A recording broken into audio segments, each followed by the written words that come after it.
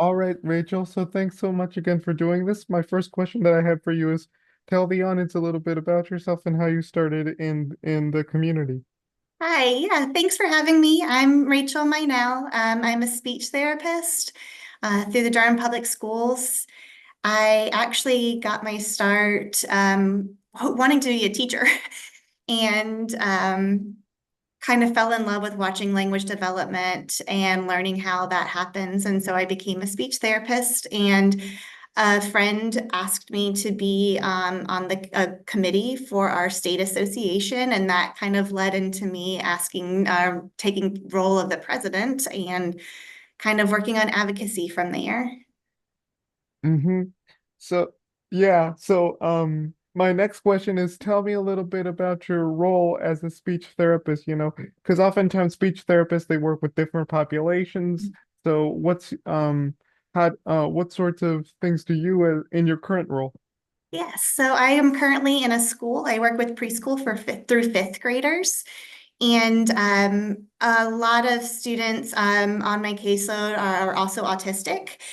We have in North Carolina, we have like separate setting classrooms for children who might need some highly structured classes. So we have four of those at my school. And mostly my favorite part is building systems of communication for kids, especially figuring out how they communicate and how to best communicate and how can we help them communicate more effectively with non-familiar listeners, and just kind of shaping their language to be able to communicate with a variety of people.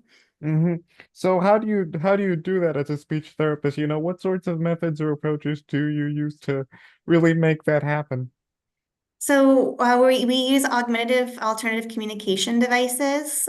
So some of them are like voice output devices. Many times you see like an iPad, and then they touch the button and it says the word or the statement for them. Or we'll use maybe some lower tech devices, some communication boards or French vocabulary boards for some of our friends who just maybe need a little bit of help with the vocabulary and what we're doing. There's another speech therapist that is at my school as well, and she and I have been taking a lot of courses lately on child-led therapy. So we've been trying to incorporate a lot of play into our sessions, and trying to balance that with, having to be in a school environment has been a lot of fun to figure out too. Mm, child play. I wonder what that's all about. How does that what's that all about?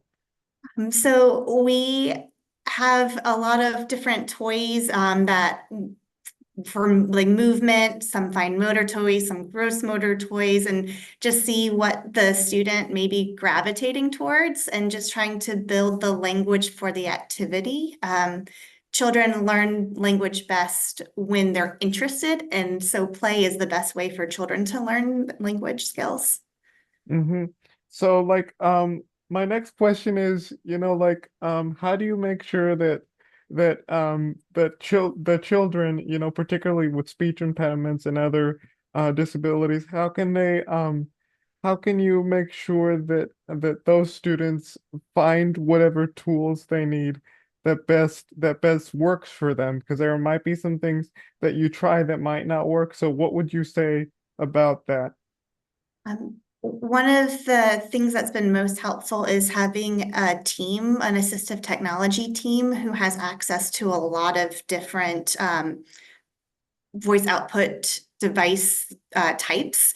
And being able to have my own device and trial some of those with the students and seeing what works best has been really helpful. And what we think works best sometimes will not, because the student has seen their classmate with a different device and has gravitated towards that device. So just being flexible and being open and knowing that just because this is what I thought at the beginning would work and not straying from that, being able to say, okay, well, now this seems to be working better. Let's train the family, let's train the teacher on this and see where it goes. So just following that child's lead. Hmm. So my next question is, what has the response been like from, working with these populations? What has been the response been like from other teachers, working with them and also the parents as well? Um, the teacher part has been the hardest for me, and that's something I'm still learning just because I'm asking the teacher to add one more thing to their plate. So we're getting a lot of the teachers on board and showing them how we're working with the children. We even started every Tuesday, we do a whole class session where we do an activity and a story and a song with the student and model how to model for the children so that the teachers can see it in action. And the assistants can help us with that as well. So we're getting a really good, we're getting a lot more buy-in from the teachers and understanding how to use it.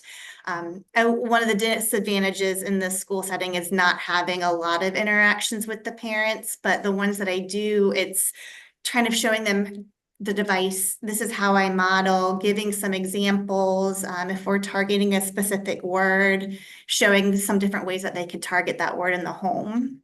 Hmm. You said that oftentimes that there are some disadvantages with communicating with the parents. So how do you sort of facilitate that or structure that so that there is more open, honest communication between the parent and sort of, what the ch what the, to decide to sort of have that sort of dialogue, get the conversation flowing? Yeah, that's an excellent question. At the beginning of the year, I like to send home a letter to parents, just like one introducing myself, but then asking for them to tell me how they best prefer to communicate, some of the favorites of the child, so that we can start including things. And once I know how the parent prefers to communicate, then I try to reach out to them as much as I can during the year, during the month. I like to do positives too, like if a child has recently started blossoming, I really like to reach out and say, hey, we saw this today and this was amazing. And here's why it's amazing. And here's what we can do at home. And I'm lucky in the aspect that I get to see some of the parents in the mornings when they drop off their student. So we can really connect then and kind of have those conversations. And I think once you start giving them those positives, like, hey, we're communicating, we're interacting, we're copying, we're mimicking more. I think once the parents start seeing that at home too, it really kind of makes the relationship blossom and grow. Hmm. My last question is, what can the people take away from this conversation? Um, how can like your work as a speech language pathologist help like others, like figure out ways to really interact with a student with a speech impediment or other related disabilities? So what sorts of tools, tips, advice would you give professionals in your field like yourself who are going through those same uh roles, if you will? Yeah.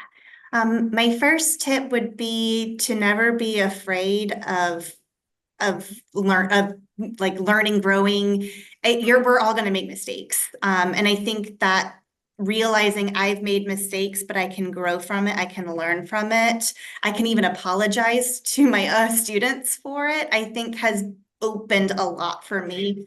It's a profession that's constantly growing and constantly learning more, especially if you're trying to be more neurodiversity affirming. Like you learn that what you learned in grad school is not best practice. So being okay to know that you're going to make mistakes, but to still try to do better each time, I think is probably the biggest tip I could have.